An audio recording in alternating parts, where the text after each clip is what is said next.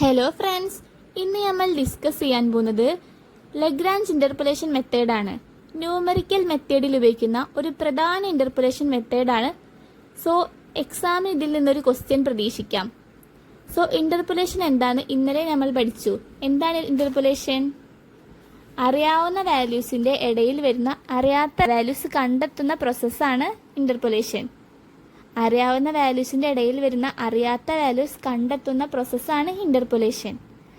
അതിലുപയോഗിക്കുന്ന ഒരു പ്രധാന മെത്തേഡാണ് ലഗ്രാഞ്ച് ഇന്റർപോളേഷൻ.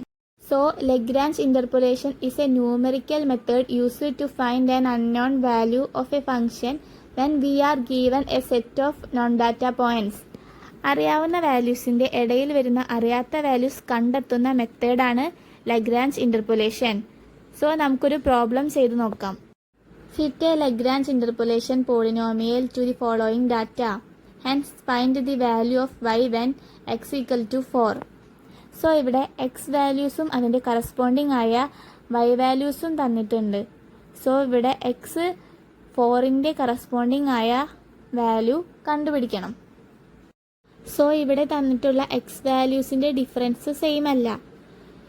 സോ ഇവിടെ x1ഉം x0യും ഡിഫറൻസ് 2 ആണ്. x2ഉം x1ഉം ഡിഫറൻസ് 3 - 2 1 ആണ്. x3യും x2ഉം ഡിഫറൻസ് 2 ആണ്. x4ഉം x3യും ഡിഫറൻസ് 1 ആണ്. സോ നമുക്ക് മനസ്സിലാക്കാം വാല്യൂസ് ഈക്വൽ അല്ല.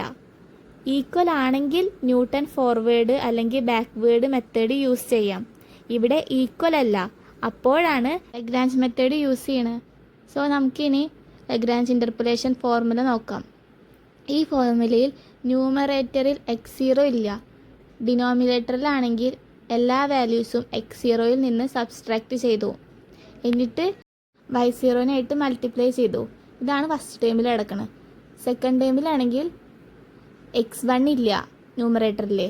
ഡിനോമിനേറ്റർ ആണെങ്കിൽ എല്ലാ വാല്യൂസും x1 ആയിട്ട് മൈനസ് ചെയ്തിട്ട് y1 ആയിട്ട് മൾട്ടിപ്ലൈ ചെയ്യും. തേർഡ് ടേമിലാണെങ്കിൽ x2 ഇല്ല ന്യൂമറേറ്ററിൽ. ഡിനോമിനേറ്ററിൽ എല്ലാ വാല്യൂസും x2നായിട്ട് മൈനസ് ചെയ്തു. എന്നിട്ട് y2നായിട്ട് മൾട്ടിപ്ലൈ ചെയ്തു. xnലാണെങ്കിൽ ന്യൂമറേറ്ററിൽ xn ഇല്ല. ഡിനോമിനേറ്ററിലാണെങ്കിൽ എല്ലാ വാല്യൂസും xn ആയിട്ട് സബ്സ്ട്രാക്ട് ചെയ്തു.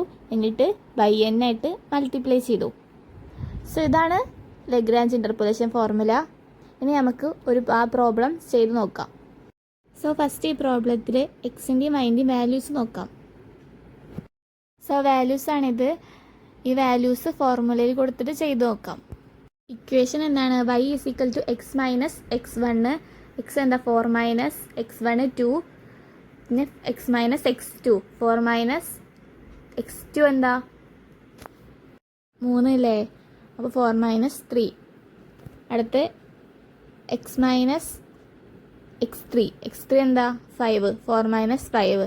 x - x4. 4 - 6 divided by x0 - x1. x0 എന്താ? 0 - 2. x0 - x2. 0 - 3. x0 - x3. 0 - 5. So ഇതിങ്ങനെ കണ്ടിന്യൂസ് ആയിട്ട് ചെയ്യാം. സോ ഇക്വേഷനിൽ കൊടുത്ത പോലെ എല്ലാത്തിനും ഈ വാല്യൂസ് കൊടുക്കുക. അതിനുശേഷം അത് ഇവാലുവേറ്റ് ചെയ്യുക. 4 - 2 2. 4 - 3 1. 4 - 5 -1. 4 - 6 -2. 0 - 2 -2. 0 - 3 -3. 0 - 5 -5. 0 - 6 -6. അതായിട്ട് 5 മൾട്ടിപ്ലൈ ചെയ്യുക. 4 - 0 4. 4 - 3 1. 4 - 5 -1. 4 - 6 -2. 2 - 0 2. 2 - 3 -1. 2 - 5 -3. 2 - 6 -4. 7 ആയിട്ട് മൾട്ടിപ്ലൈ ചെയ്യുക. അതുപോലെ തന്നെ അതിൻ്റെ ബാക്കിയും ചെയ്യുക. എന്നിട്ട് വാല്യൂസ് എന്ത് കിട്ടും? അപ്പോൾ നമുക്ക് കിട്ടിയ വാല്യൂസാണിത്. സോ ഇനി ഇതിനെ ഇവാലുവേറ്റ് ചെയ്യാം.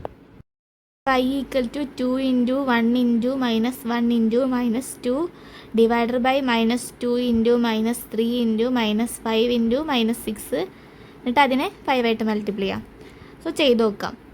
First 2 into 1 2 2 into minus 1 minus 2 minus 2 into minus 2 4 4 into 5 20 20 divided by minus 2 into minus 3 6 6 into minus 5 minus 30 minus 30 into minus 6 180. അപ്പോൾ എന്താ ഇവിടെ കിട്ടി 20/180.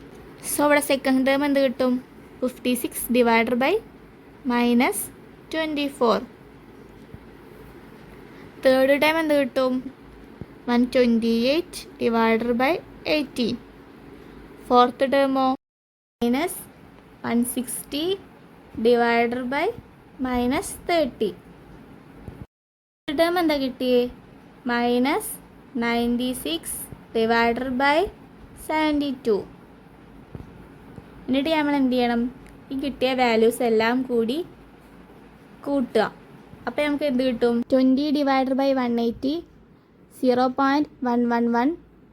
56 divided by minus 24 minus 2.333. 128 divided by 80 plus 7.111 plus minus 60 divided by 30 minus 30 5.333 minus 96 divided by 72 minus 1.333.